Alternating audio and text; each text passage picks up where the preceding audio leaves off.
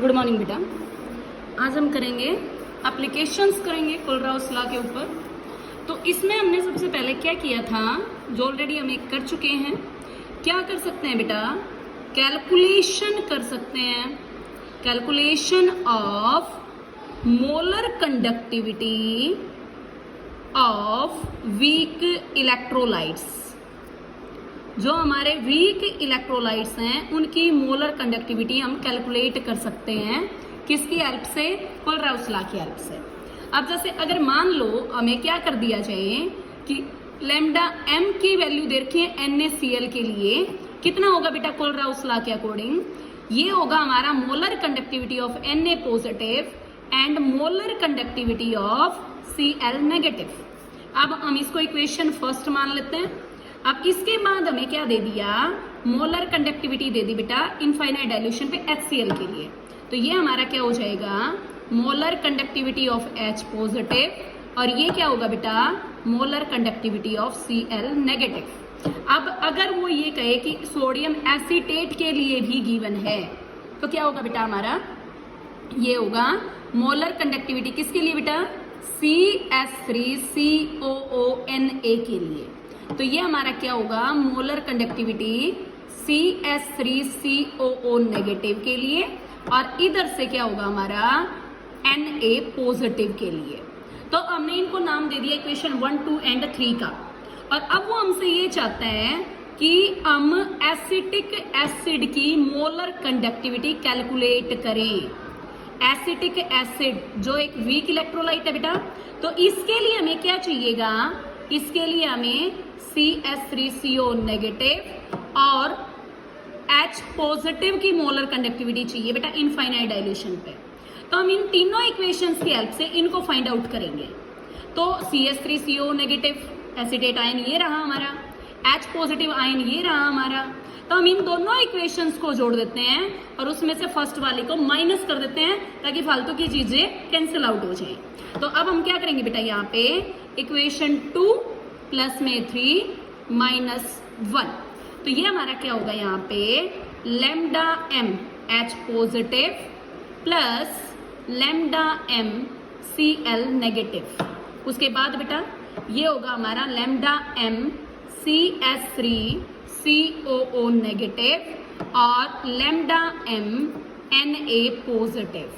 और फर्स्ट वाले को माइनस कर दो, तो lambda M Na positive minus molar conductivity of Cl negative.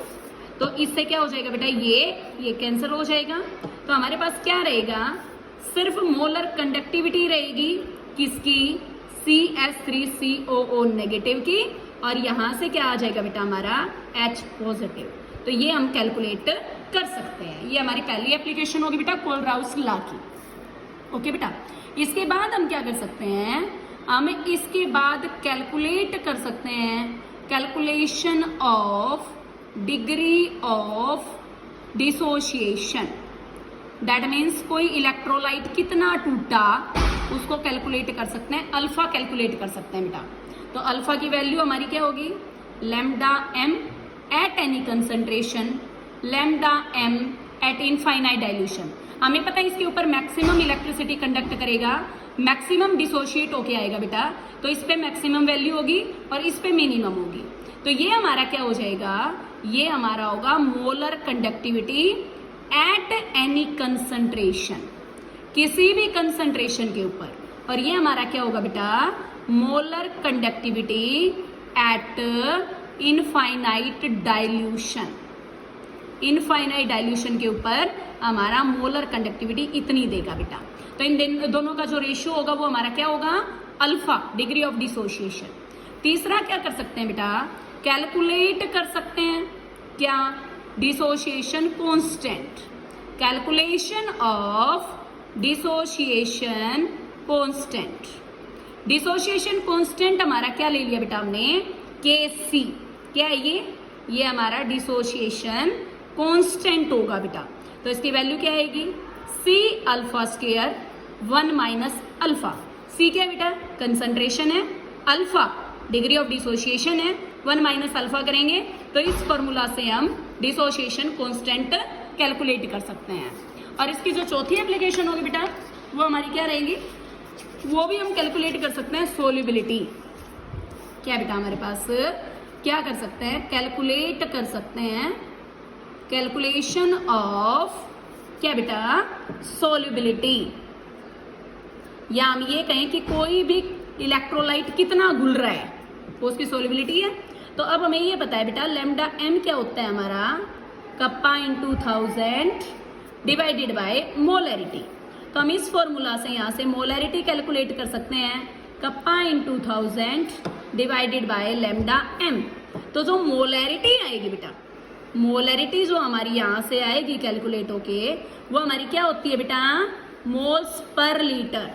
और जो हमारी सोल्यूबिलिटी होती है बेटा, सोल्यूबिलिटी हमारी क्या होगी, ये हमारी होती है ग्राम पर लीटर। मतलब 1 लीटर में कितने ग्राम घुले हुए हैं वो सोल्यूबिलिटी है, और 1 लीटर में कितने मोल घुले हुए हैं वो हमारी क्या है बेटा, मोलैरिटी है।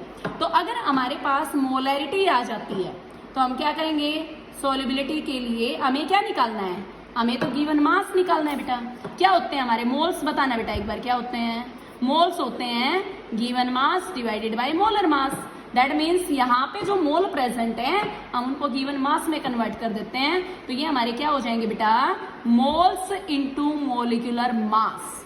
अगर ये करते हैं तो ये हमारा आ जाएगा क्या, गिवन मास। तो सोल्यूबिलिटी के लिए हम क्या करेंगे बेटा, हम यहाँ पे ले लेंगे मोल्स इनटू मोलिकुलर मास पर लीटर। तो इस तरह से हम क्या कर सकते हैं बेटा, हम सोल्यूबिलिटी कैलकुलेट कर सकते हैं। ठीक है, किसकी हेल्प से बेटा, कोलराउस लॉ की हेल्प से।